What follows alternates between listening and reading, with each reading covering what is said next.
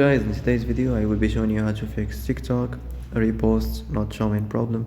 So the answer is easy. Just go to the settings and then scroll down to the apps section and then go to the search and search TikTok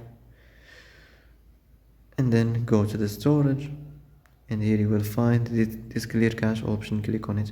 Now you can go check it if it worked, and if it didn't you can try to restart your phone or turn the Wi-Fi off and on, or the Bluetooth or the airplane mode. Also you can try to clear data, but be careful. If you clear data, all these applications data will be deleted. This includes all files, the settings, the accounts, the databases, etc. So be careful if you want to clear your data.